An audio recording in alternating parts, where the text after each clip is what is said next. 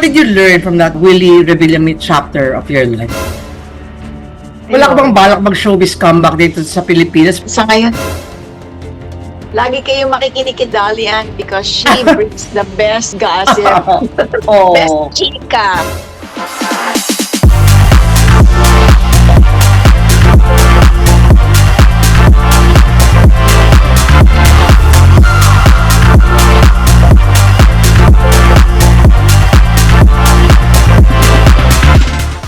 Hello mga kadaldal! Happy New Year! And the start of 2026, syempre bonggang-bonggang ating episode kasi our special guest today is very close to my heart. Sabi nga nobody's perfect, pero for me, I think she comes close to being perfect. My darling sister, Princess Punsalan. All the way from LA! Ganun ka-special ating first episode for 2026. Hi, sis! Hello, sis! Here. At sa lahat ng iyong mga kadaldal. O, diba? Magandang araw, gabi, tanghali, gabi. Oo, imagine, 5 a.m. po ngayon sa LA pero in-accommodate tayo ni sis. Thank you, sis. Alam ko napaka-busy mo. Sobrang superwoman si sis. By Monday to Friday, nurse siya. Tapos pag weekends, nag-acting racket siya sa LA. So, thank you. Naisingin ko itong interview natin. Anyway, sis, syempre miss na miss ka ng mga fans mo. And kami lalo, your friends also, we miss you so much. So, update us ng buhay mo dyan sa LA. It's quite different. Ibang-iba sa buhay ko dyan sa Pilipinas. Talagang, Buhay prinsesa mo dito, iniwan mo. Dito, bawat minuto, gamit na gamit talaga dahil kung hindi ka kikilos, walang mangyayari sa'yo. Dahil nga, kumbaga, wala kang aasahan kundi yung sarili mo or yung kapamilya mo, ganyan. Pero, it's been good. Very challenging, but thank you na lang at maayos yung asawa ko at saka yung anak ko at by God's grace, I'm okay. Okay kaming lahat dito. Ilang years ka na ba dyan, sis? Almost 10 na? 20 years. 20 years na ba? Oo, 20 Grabe. years na kasi 2005 ako pumunta dito. No regrets naman, sis. Hindi mo na namimiss yung buhay dito. I'm sure hindi mo namimiss yung magulong buhay sa showbiz. Pero I mean the comforts, kasi dyan walang alalay, walang household help. Oo. Alam mo, Oo. talagang miss na miss ko yung aking PA at saka driver. Miss yung may kasama ka sa bahay. Kasi yung tipong kung pwede lang na meron ka mauutusan na, o ikaw ang gumawa nito, ikaw ang gumawa niyan. Dito hindi, ikaw lahat. Kami ng asawa ko. So, mahirap talaga. Pero ganun mo ka-love si Jay kasi tinalikuran mo talaga lahat yung buhay mo dito. Parang you uprooted yourself. Yeah, oo. Kasi at that time, sabi ko sa kanya, tayo pa ba? Dito na tayo sa Pilipinas. Well, he felt like he had more opportunities dito sa Amerika. So, For the information ng mga kadaldal, he's American kasi yung asawa ni si Jay, no? Ang tawag ko sa kanya, pabiro, Mrs. Fields, yung sikat na cookies, diba? Pero Bernadette Field na yung name niya ngayon, walang S. So, ang sabi ni, back to what you're saying, sis. he felt like mas marami siyang pagkakataon dito sa Amerika kaysa sa Pilipinas. So, sa Amerika kami. How's your daughter, your adorable daughter, si Ellie? Dalaginding na siya, nagsisimula ng May mga crush na. crushes. Minsan nga, narinig ako ng mga boys na nag-I love you. Oy! Nako, parang nakikita mo sarili mo nung araw. Ay, hindi. Ibang-iba kasi siya confident. Ako noon, hindi. Oo, kasi siya po, behave na behave. Ako yung naughty sa grupo natin. Ang grupo po namin si Pops Fernandez and si Lizelle Martinez, may rest in peace. So, talaga nakakatuwa na kahit it's been ages since huli tayo nakita, yung 80s bond natin intact pa rin, sis. Oo naman. Oo. Oo naman. Tapos, yung mga Okay. I love you, paano ginagawa mo pag gano'n? Anong ina-advise mo kay Ellie about love bilang So, naririnig ko. dandat ka? Oo, kasi kumbaga meron siyang ka-VR. Nag-VR chat sila. Tapos naririnig ko, yung lalaki, I love you na I love Nag-eavesdrop you. ka, ha? Tapos niloloko ko yung anak ko. Sabi ko, oh, who's that saying I love you? Oh, it's just a friend. Ay, What nakita does ko I naman love na you parang, mean? parang ano naman siya, yung parang bang baliwala lang sa Mali kanya. siya. Hindi niya pinapansin. So, salamat na lang at hindi siya uhaw sa pagmamahal. Sa kanya para bang palala sa kanya. Brush up lang niya. Is she more American than Pinay or mas Pinay Oo, siya? oo. She's American. She's American. Although, yung pagiging conservative naman na niya siguro sa akin dahil kunyari minsan yung medyo may t-shirt ako kunyari or blouse na medyo mababa yung harap. Pero hindi naman ano, no? Sabi, Mom, your chest is showing. Don't wear Bawal that. cleavage. Hindi nga kita yung cleavage, balat Oo. lang, hindi naman cleavage. Bawal. You know me, hindi naman ako ganun. Hindi ako komportable sa ganung lagi akong balot. Pero ganun siya, she's very conservative. Nakakatuwa na makita na she has confidence na nung nandun ako sa age niya, na wala ako. So natutuwa ako na she's able to make new friends Parang right siya away. Ellie's a better Outgoing. version of you, kumbaga. Oo. Yung mga bagay na I wish I had, meron siya ngayon, yung ganon. She's very confident. Before our interview started, sis, nabanggit mo na your husband, si Jay, said na talagang low profile siya dahil ikaw yung nasa limelight, so bawal siya mag-picture, so you don't Oo. post anything at all. Oo, may kasunduan kami kahit noon pang nagde-date pa lang kami na sabi niya, ikaw yung artista. Ikaw na lang lumagay sa publiko. Ako, he is a private person. Ayaw niya magpakita sa picture or sa video. And ganun din yung anak namin na sabi niya, hayaan mo magkaroon ng privacy kaming pamilya mo. So, in-honor ko naman yun. And I think it's working well kasi mas tahimik ang buhay. Alam mo, yung mahirap din kasi kunyari, mura pa yung isip ng bata tapos maraming pumapansin. Ayoko Pero paano magkaroon dyan, siya. sis? Pag pumapasyal kayo, tapos may nakakakita sa inyong mga Pinoy, tapos gusto kayong kunan, so bawal. Lumalayo sila. That's one of the secrets why your marriage works. Kasi yun nga, nababalanse mo. Yeah. Let's talk about your mom. Siyempre, yung friendship po namin, we're continuing the friendship that started with our moms, siyempre Inday Badiday and Miss Helen Bella. What do you miss most about Tita Helen? I miss her hugs. I miss hearing her voice, calling my name. Pati mga miss- sermon na may miss mo. Yung mga sermon ngayon ko na lang na-appreciate, pero dati Pareho talaga- tayo. Trabito Oo. ka sa buhay ko. Oo. But now, I appreciate yung mga sermon niya. Akala ko noon she's just being a killjoy. Pero ngayon, bilang isang nanay, naintindihan ko yung sentiments ng mga nanay na gusto lang nilang proteksyonan ang kanilang mga anak, lalo na't babae. Like, anong sermon ng mom mo ang naalala mo? Anong advice? Anong na talaga tumatatak sa'yo until now? Pagdating sa trabaho, sabi niya, mahalin mo ang trabaho mo dahil pag minahal mo ang trabaho, mamahalin ka rin niya. Sa kanya ko natutunan ang magkaroon ng magandang work ethics na you're always on time, be responsible, be reliable. Pag sinabi mong oo, yes is a yes. Kailangan tuparin mo kung ano yung sinabi mo. Kahit wala nakakita, kailangan gawin mo yung best mo. Kahit hindi na-appreciate ng ibang tao, kailangan gawin mo yung tama. Yung mga ganun ba? And malaking bagay yung sinasabi niya sa akin lagi. Respetuhin mo ang kahit na sinong nasa harap mo dahil hindi mo masasabi, bukas makalawa, yung taong sa tingin mo ay mas mababa sa'yo, boss mo na at ikaw na ang humihingi sa kanya ng pabor. So, Sabi nga nung be careful whose feet you step on kasi you might have to kiss their toes someday.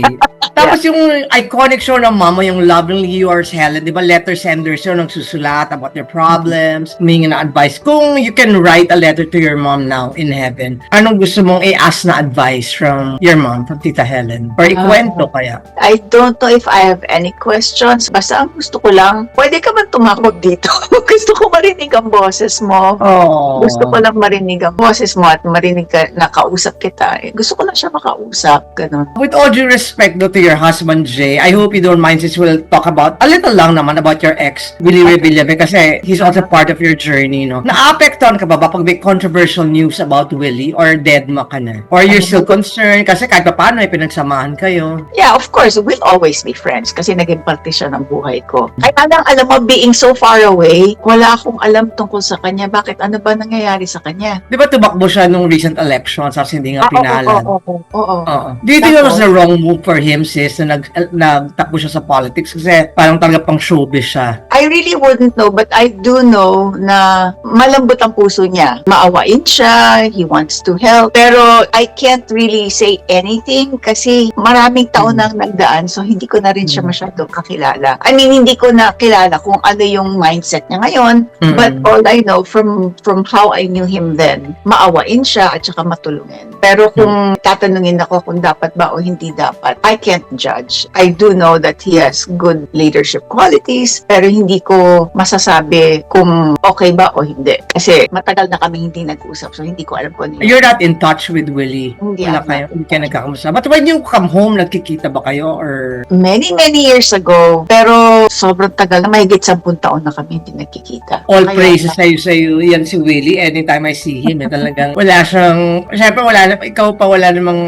masasabing masama about you. So what did you learn from that Willie Revillame chapter of your life, sis? Parang ano yun, parang school, parang may lesson talaga. One is, natutunan ko na walang challenge ang hindi mo kakayanin as long as you know that you have God with you. It wasn't easy. Very challenging yung chapter na yun ng buhay ko. But nalampasan ko siya. I became better as a person. I became wiser. Mas nakita ko yung kung ano yung strengths and weaknesses ko. I've learned that we are able to forgive much. And I learned how to forgive kasi alam kong ako rin naman, napatawad din naman ako ng Diyos. So, I've learned that I can forgive and I'm able to move forward. At ang malaking bagay doon, after kong natapos yung chapter na yun ng buhay ko, pinakamalaking desisyon na nangyari sa akin na naging maganda ang epekto is matagal akong hindi nag-date. Taon. Yung Love talagang yourself kasi muna. pag natapos ang isang matinding relationship, kailangan you need time to heal.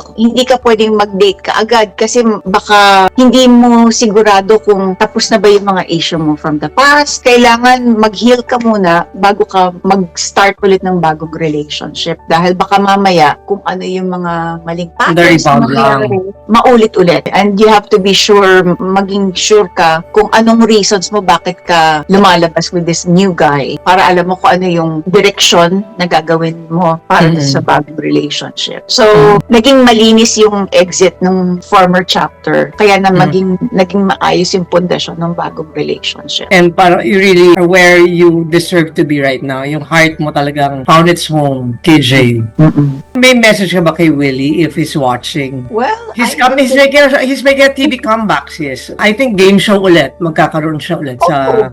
he's back. For sure, that's his gift. Gift niya yung magpasaya ng tao. He's very talented pagdating sa hosting, making people happy. I'm very hopeful and I'm sure na magiging maayos itong bagong endeavor niya with this game show na sinasabi mo. Pwede mo kami kwentuhan sis sa mga projects mo dyan. May na-meet ka ba mga Hollywood stars? May mga nakatrabaho ka sa yung mga acting rackets? Tell us that you can share lang yung hindi ma-preempt yung mga projects mo. Well, actually right now, the only thing I can say right now is I'm taping for a new TV series and it's called Nurse the Dead. Hindi pa ako pwedeng mag-reveal ng other information but we're taping it now. Kaya nga maaga itong ating Zoom dahil papunta na ako sa location. Oo nga, thank you sis. Grabe, na-accommodate po kami. Imagine 5 a.m. po ngayon sa LA. Kaya ako kalakas kay sis. I love you sis. I love you too. And then Ayun. So usually Monday to Friday, I do my nursing job and then pagka Saturdays or Sundays doon ako nakakasingit ng mga showbiz. Nagpapahinga ka pa ba sis? Grabe, parang superwoman ka. Ang hirap nga dahil wala nang pahinga. Wala na ako Sobrang social yaman life. mo na siguro sis. Hindi naman. Wala na ako social life. Hindi ako nakakalabas. Ang social life ko is my time with my family. That's it. Dahil wala na talaga. Puno na talaga yung oras. But I'm happy because I'm content with my life. Tahimik. And it shows. Salamat. Wala ka bang balak mag-showbiz comeback dito sa Pilipinas? Parang si Hilda Coronel. Siya sa upcoming movie yung Sisap. Kahit one time, big time. Or walang gusto mo na dyan sa US? Sa ngayon, wala pa. Kasi, ang hirap nga pag may maliit pa. Siguro pag malaki-laki na si Elliot, pwede nang iwanan mag-isa sa bahay. Pero, ang hirap din kasi dahil kailangan mong gabayan eh. Lalo na ngayon, magdadalagan na. Kailangan gabayan talaga, di ba? May mga nag-I love you na. Get ready ka na, sis. So, lalo na ngayong mga panahon na ito, hindi mo masasabi, hindi katulad dati. Mas kontrolado mong environment ngayon. Mas mahirap kontrolin kung ano yung nangyayari sa buhay ng iyong anak. Lalo na't may virtual life na ang mga tao ngayon. May internet. So, ang hirap, diba? Importante yung foundation na binubuo namin para to protect her. Anong nami-miss ba about your life here sa Pilipinas, sis? Actually, namimiss ko yung nung time na anytime we can up and go. Yung pagkatapos ng taping, pwede pa lumabas. Meron kang certain schedule na nakakapag-golf pa ako noon, nakakapag-gym, nakakapag-workout, na may social life. A certain day, I have this friend na manonood kami na sine. si Suzanne. Meron kami regular day ni Suzanne, may regular Oo, si day kami Suzanne, our ni sister. Danica. Alam mo yun, meron akong regular days for different things. Ngayon, talagang wala. Block na talaga siya. So, walang masyadong elbow room for social life. Wala na akong social life ngayon. Pero, Pwede ka ba na burnout sis sa buhay mo dyan? As in, Monday to Friday, yung mga nurse, tapos weekends yung for your acting, your passion for acting, tapos mom ka pa and a wife. alam mo, malaking bagay yung spiritual life. Parang ang baduy pakinggan, but you know, it really works. Kasi pagising mo sa umaga, pagising ko sa umaga, alam mo yung Lord, alam mo kung ano yung mga harapin ko ngayong araw na to, tulungan mo ko. Kung ano man yung mga bagay that brings me anxiety na, naku, meron palang ganito, hindi ko pa nagagawa yung ganon. Naku, Lord, tulungan mo ako, hindi tulungan mo ako para maayos lahat yun. And then, so I start my day with a prayer and then things fall in place. I don't know how it happens, but things just fall in place. And then I come home, I have dinner with my family, I help Ellie with her homework, and then hindi siya natutulog nang hindi ko siya binabasahan. Kahit 11 na siya, Mom, read to me. So, babasahan ko siya. I read to her Bible stories just to help her have an understanding of who God is. And so, that presence in my life helps me sa lahat ng nangyayari na medyo high ang aking cortisol dahil sa dami ng stress. Stressful na trabaho, stressful na wala akong oras. Pero, when constantly I'm reminded that God is with me, alam mo yung nagkakaroon ng peace. I'm grateful that I'm able to do so much and God gives me the grace na naging ayos naman. Si sis ang isa sa pinaka-prayerful kong friend. She's praying for my sins and the sins I'm about to commit. Oh my Pero I'll try to behave more, sis, para hindi naman masayang ang mga prayers mo sa akin. Any message to your fans who miss you, sis, before we close the interview? Sana makabalik ka, sis, kahit anong one-time, big-time na project. Oo nga. But you're open to that naman, sis. If the offer is good. If the timing is right, if the project is right. Like, anong dream project mo, sis, ang makakapagpabalik sa'yo dito? Siguro dream project ko yung pagka, kunyari kung TV, yung umpisa pa lang tapos na yung script. Alam mo yun, before you even start the series, nakalock na yung storya, nakalock na yung script, well thought of lahat ng angles, tapos lahat ready na, hindi yung last minute, yung talagang planchado na before magsimula. Tapos well cast, tas seryoso lahat ng katrabaho. I've worked with so many great directors and I miss them. Namimiss ko yung malalim na Tagalog. Grabe yung iconic role mo. Ano yun sa Mula sa Puso? Si Selena, am I right? Tama ba yun? Selena, no? Yeah. Oo, si Selena. Grabe yun. Iconic. Katuwaan lang, sis. Pwede mo ba kami bigyan ng sample ng Selena noon? Kahit one line. 5 a.m. may bayad na yan pag ganyan. Aga, magigising ang buong barangay dito. Namimiss mo ba yun? Kasi grabe yung role mo na yun. Kahit nasa mall ka, di ba? May humaharang sa'yo na nagagalit kasi akala nila you're like that in real life. Ikaw ang talagang opposite na mga kontrabida characters mo kasi super bait. Kulang talaga yung maging sane. Sobrang bait. Yung mga katrabaho ko nga dito sa Amerika na nalalaman lang nila sa ibang kapwa namin Pilipino na katrabaho na nag-artista ako sa Pilipinas. Nakita nila yung video ko at saka yung Selena effect. Sabi nila, oh, Miss Bernadette, it's hard to believe that you're like that because you're so different.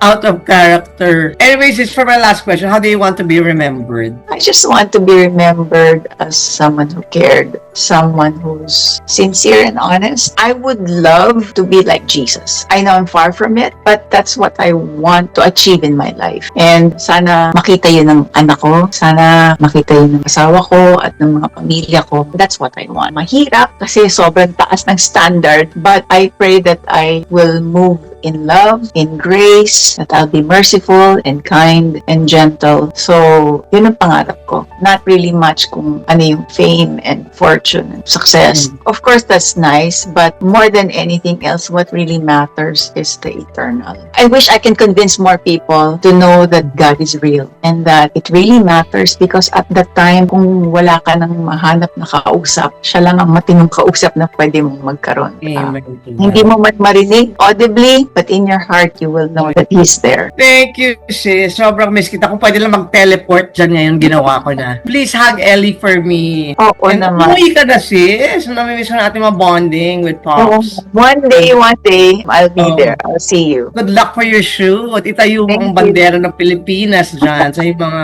acting racks. Baka magulat na kami, may ano ka na, Oscar nomination. Oo, di ba? Oh, why not? Oh, keep us posted, sis, sa mga rackets mo. Okay, Thank say goodbye you. sa mga kadaldal. Any message pa sa mga fans mo? Sa mga Miss nanonood ka. ng mga kadaldal. Basta, lagi kayong makikinig kay Dalian because she brings the best gossip.